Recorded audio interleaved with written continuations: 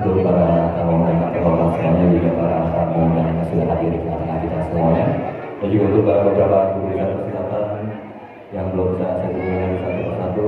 Dan kita berikan sambutan yang paling meriah untuk kolaborasi 7 Pak Guru.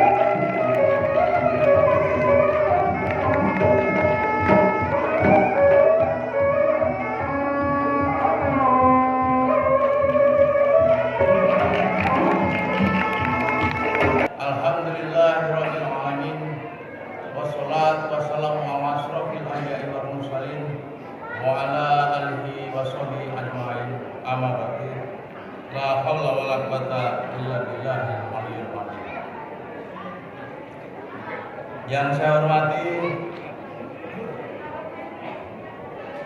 Ketua Umum GMPRI Bapak Datuk Raden Hadzaruddin Al-Nusantara, yang saya hormati kakanda saya Ketua IPSI Bapak Teguh Istahar, yang saya hormati yang mewakili Wali Kota Serang, para guru besar Pakulon seluruh Banten, Ketua Pakulon seluruh Banten, yang tidak bisa saya sebutkan satu persatu karena mohon izin Pak Juli, malam ini saya rencana memang agak lama berdiri di depan sini. Boleh Pak Juli, Kang Juli, Pendekar 212. Dari provinsi kami ucapkan selamat datang, dan yang terhormat Ibu Evi Sofia, mungkin beliau sudah dalam perjalanan. Bu Evi ada? Saya mau sebutkan Pak PJ Gubernur, beliaunya tidak hadir. Ini sini ada. Memang mencari sosok-sosok yang peduli dengan budaya agak susah. Walaupun sebetulnya fondasi daripada suatu daerah itu adalah kultur budayanya. Saya lanjutkan, puji syukur kehadirat Allah Subhanahu wa taala, pada malam hari ini kita bisa hadir dalam keadaan sehat walafiat dalam rangka milad ke-26 Kamboja Putih, Mande Kamboja Putih, dan juga keceran ritual aliran Cimande dengan tema ini. Saya cukup apresiasi yang punya ide ini, bersinergi dalam harmonisasi silaturahmi. Bapak Ibu hadirin sekalian yang saya hormati, bersinergi, berharmonisasi, bersilaturahmi kadang mudah diucapkan tetapi sulit dilaksanakan. Ingat pada tahun 2017 kemarin, ketika saya masih unyu-unyu jadi Kapolres di Serang, jadi Pak Datuk, saya kira-kira 8 tahun yang lalu ya jadi Kapolres di Serang. Saya berpikir yang pertama tentang Banten Lama, kedua tentang jawarannya. Kenapa? Bagaimana saya bilang tadi bahwa fondasi kesuksesan dari suatu daerah adalah bagaimana mereka membangun budaya.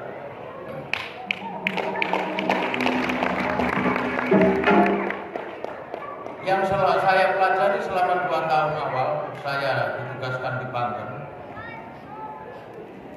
Jadi saya ini orang Banten, gede di Jawa, Pak Datuk biar tahu. Jadi kalau tangan ini kita bacok, darahnya darah Banten. Bahwa di Banten itu budayanya hanya 2 sebetulnya. Ulamanya dan jawarannya. Ketika ini kita kelola dengan baik,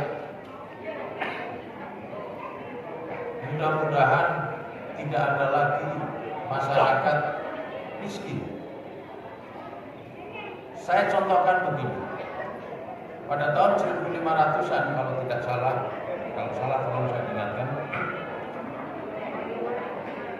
Kanjeng Sultan Maulana Hasanuddin mengembangkan perdagangan internasionalnya dengan sangat luar biasa. beliau membuka pelabuhan Karanganyar sebagai pelabuhan internasional, ya, pelabuhan perdagangan internasional.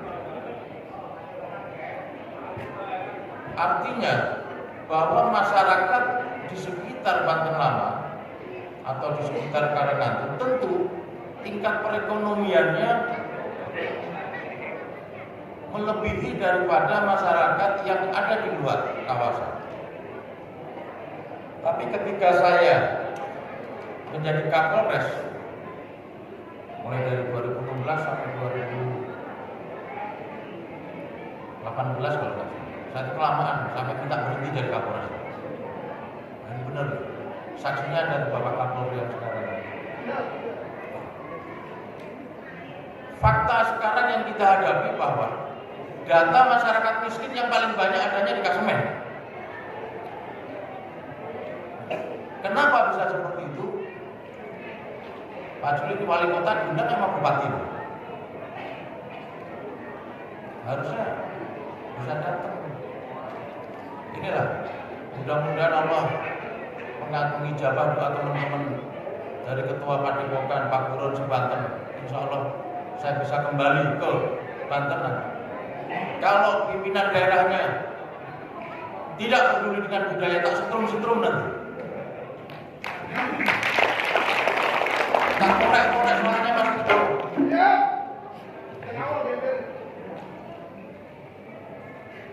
Suruh merawat budaya aja susah, gimana mau merawat seluruh. Saya punya keyakinan begini Bapak Ibu Saudara sekalian. Yang bisa mengangkat marwah Banten adalah kita ini, orang-orang Banten. Tidak mungkin, mohon maaf, karena kita sudah terbagi wilayah. Tidak mungkin seorang Sultan Hamengkubuwono misalnya mikirin bagaimana Banten ini bisa berkembang dengan baik. Kira-kira mungkin nggak? Tidak, Pak. Yang harus mikirin kita masyarakat yang ada di Banten.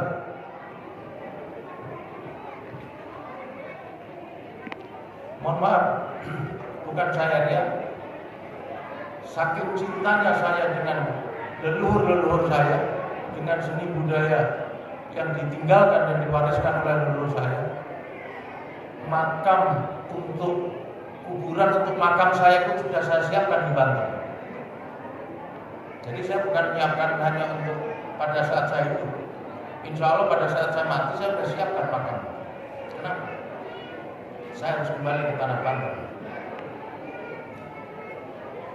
Beberapa hari yang lalu kita sudah mencoba mengangkat dan menjual Banten ini ke kancah nasional, bahkan internasional, dengan didukung oleh seluruh paguron yang ada di Banten.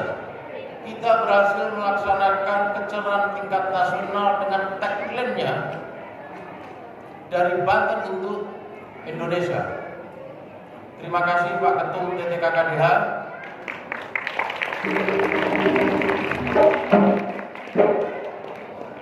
Jadi Pak Teguh dan Pak Dato, memang kemarin panitianya dari TTKDH, tetapi saya ngerjain seluruh ketua Pak Buron. Saya sudah ngomongin kalau nggak hadir kok nggak mau jadi pembina Pak Buron sampean. Kenapa saya selalu menghimbau kepada seluruh ketua Pak Buron kalau ada acara, tolong ketua Pak Buron yang lain diundang. Yang diundang, tolong bisa hadir. Tagline-nya Kang Juli ini sudah luar biasa. Bersinergi, bersilaturahmi, membangun harmonisasi. Ini jangan cuma tagline saja, tetapi kita harus laksanakan secara real. Kang Juli, saya apresiasi Mande Kamboja Putih tahun ini berani tampil dalam acara yang menurut saya sangat mewah di Hotel Horizon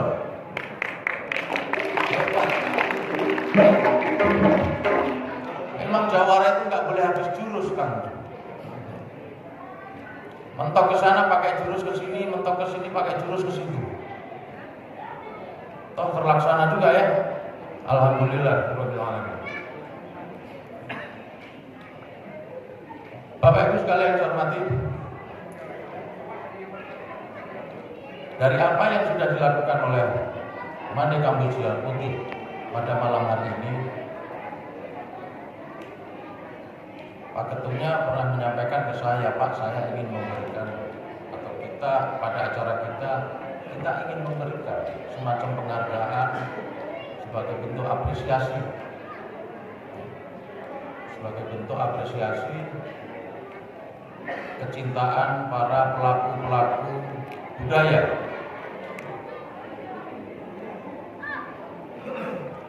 Nggak perlu 2 kali Kang Juli minta, saya langsung ACC. Pokoknya kalau Pak Gubernur punya ide yang baik-baik, yang bagus-bagus, nggak perlu 2 kali ngomong ke saya, kita ACC.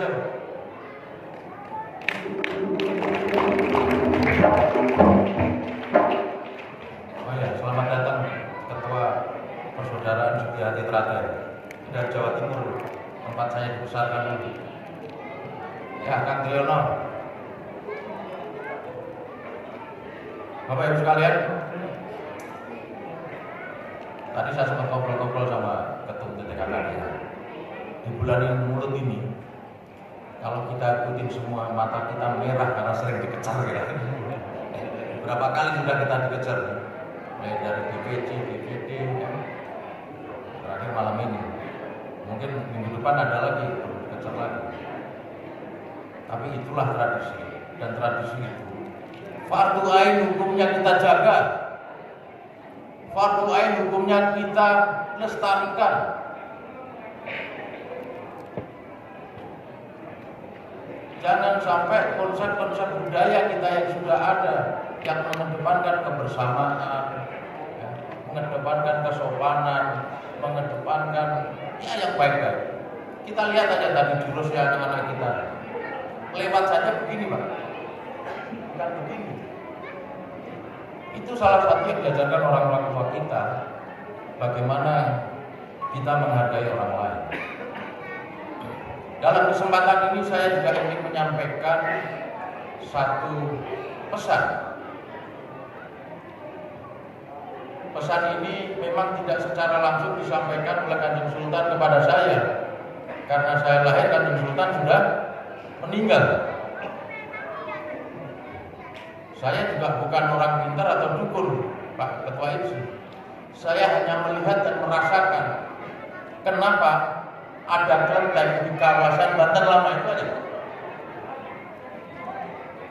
Apa makna yang kita ambil dari keadaan, Pak, Bu, Pak Haji Rasid dikasih tahu siang gitu. Jadi kelenteng itu dibangun di atas tanah milik Kanjeng Sultan. Bagaimana seorang ulama besar, seorang pemimpin besar yang bernama Kanjeng Sultan Maulana Hasanuddin memberikan pelajaran yang nantinya harus bisa dilaksanakan oleh anak cucunya yang besar dan lahir di Banten.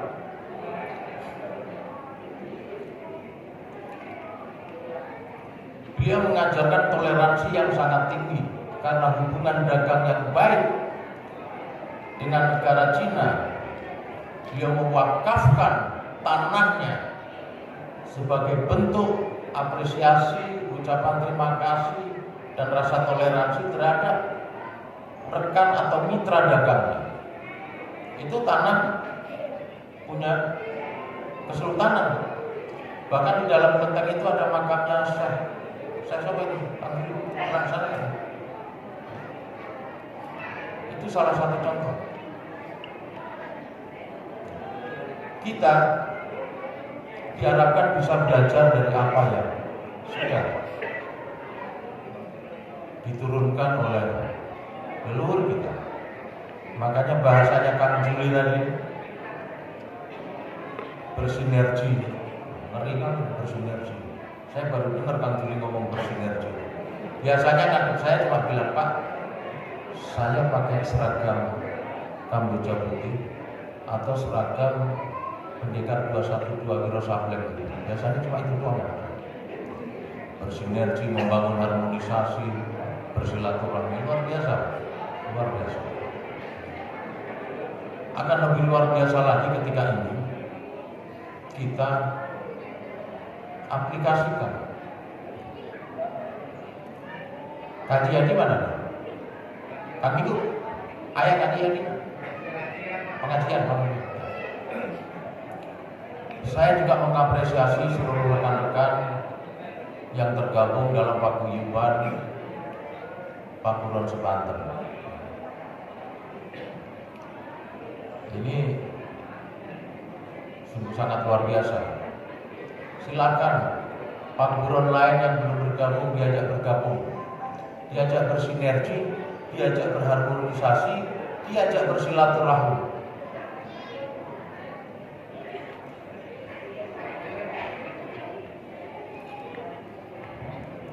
Kembali lagi, satu hal yang ingin saya sampaikan sebelum saya mengakhiri sambutan saya.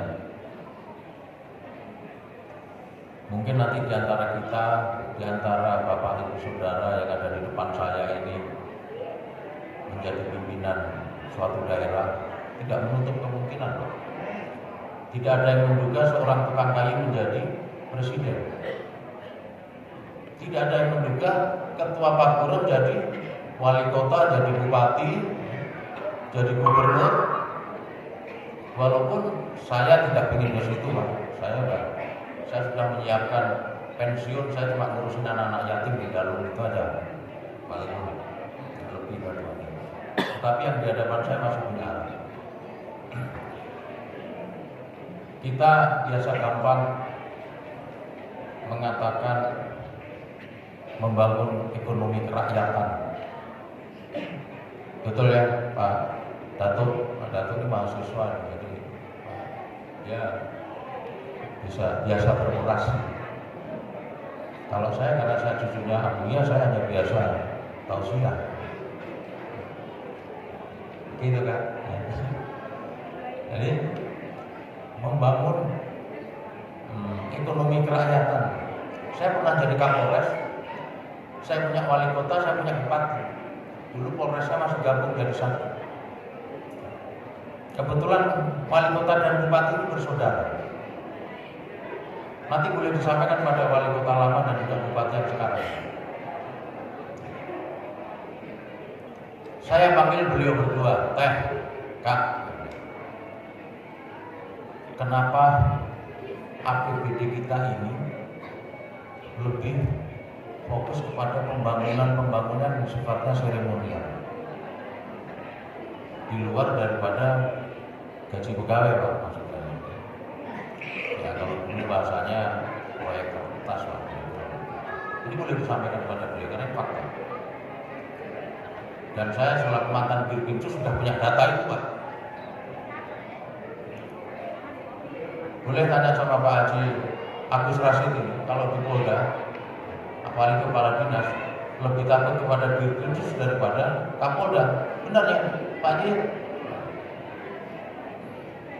Karena Birkinsus boleh manggil kepala dinas, Kapolda nggak bisa. Maksud saya, kalau pimpinan daerah punya tagline membangun ekonomi kerakyatan, nggak usah lah membangun yang aneh-aneh, gedung lah ini segala macam, berdampak langsung ke masyarakat, tak kira-kira. Konsep sederhana saya adalah di Banten, khususnya di Serang, ribuan makam dan makom karomah yang selalu dikunjungi oleh para pesiaran baik lokal maupun dari luar daerah. Dari pariwisata nih kan, Pak. Bapak dari mana pakaian Pak? Dari pariwisata ada nggak? Dinas pariwisata. tolong nanti Bapak yang dari aparatur pemerintah daerah ini tolong disampaikan kepada pimpinan daerahnya Kak. Nanti bisa diskusi dengan saya. Dengan ribuan dan banyak tempat-tempat karomah yang dijarah ini, bangunlah infrastruktur yang memadai. Jadi uang APBD itu Pak, banyak-banyaklah dibangun jalan ke tempat-tempat yang memang menjadi tujuan wisatawan. Jangan dibangun jalan itu menuju tempat pom bensin saya misalnya, atau tempat rumah makan saya. Kan, ya Pak Ketum ini orang pemerintah kota, sampaikan wali kotanya nggak apa-apa. Bangunlah infrastruktur menuju tempat-tempat peziarahan.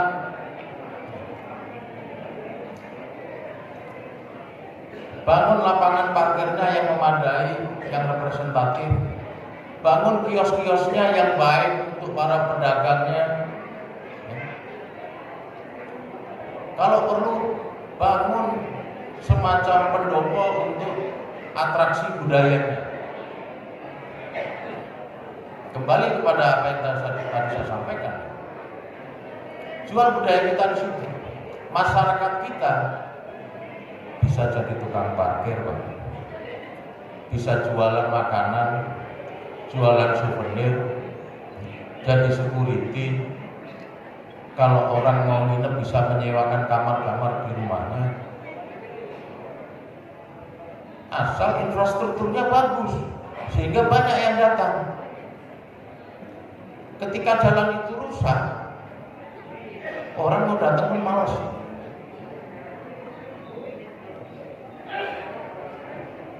Saya masih ingat betul, 1 bulan saya menjabat Kapolres Serang, saya temuin 4 tokoh Banten lama. Pertama, Kiai Haji Fatul Hadim. Kedua, Tubagus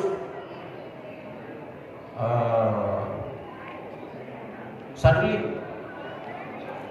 Ketiga, Tubagus Abbas. Keempat, Tubagus Ismet.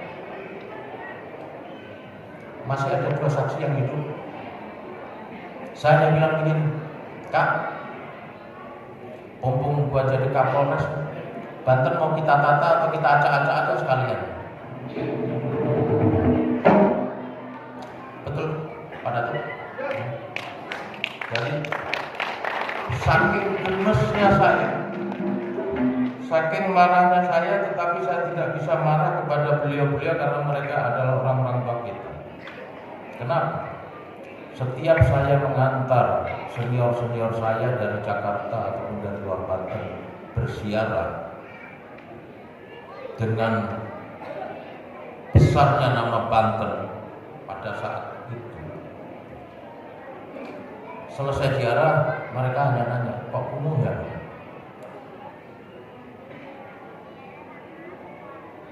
Kok keropaknya banyak kali? Koknya itu nggak enak terus. Makanya saya kumpulkan beliau berempat. Saya sampaikan, yuk kita tertibin, kita rapiin, kita tata kalau mau. Tapi dengan catatan, ini bukan dari APBD, ini dari saya pribadi. Bukan ya, ini saya menggambarkan kondisi saat itu ya. Jangan nanti rebutan dikira proyek pemerintah. Udah saya batasin seperti itu. Atau kalau nggak mau ditata, kita acak-acak sekalian aja. Karena tongkat saya waktu itu masih sakti, Pak Teguh. Tongkat Kapolres itu cuma gini doang aja.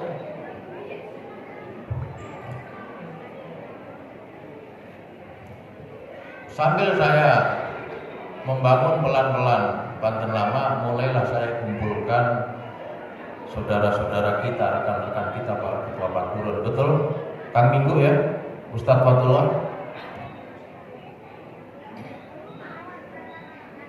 Perjalanan kita bukan baru setahun 2 tahun, sudah hampir 8 tahun.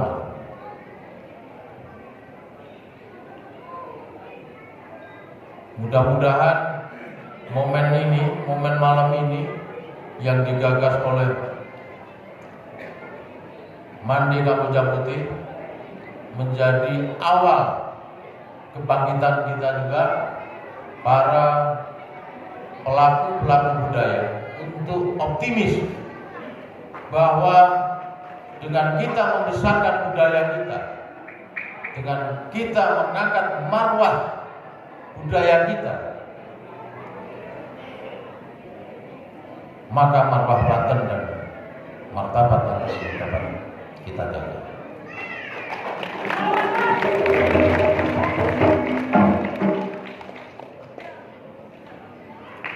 Kalimat sederhana saya satu aja nih, Kang Haji Rosid. Kalau beliau-beliau ini orang yang lahir di Banten, orang Banten lahir Banten, besar di Banten, tidak mau, apalagi saya, mendingan saya balik aja ke Jawa Timur. Kira-kira gitu ya, Kang. Kak Dirusi, Mak, setuju nggak?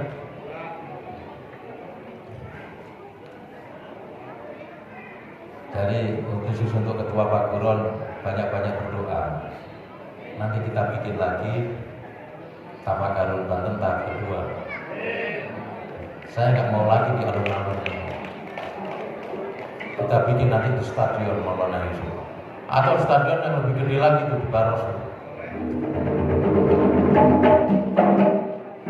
Stadion apa sih namanya sih? Pakai bahasanya itu bahasa Inggris. Gimana kita mau kenal sama mereka gitu kan?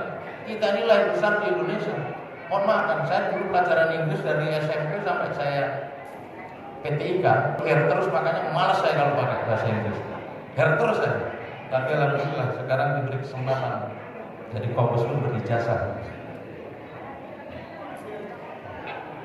Kita tunjukkan bahwa dengan rasa persatuan dan kesatuan kita, bukan hanya jawara nanti yang hadir di situ, tetapi para ulamanya pun kita undang. Saya selalu menyampaikan kepada rekan-rekan Ketua Pak Guron, setiap membuat kegiatan harus mengundang selain Ketua Pak Guron adalah para ulama. Kenapa? Karena dengan doa para ulama itulah insya Allah kita selamat.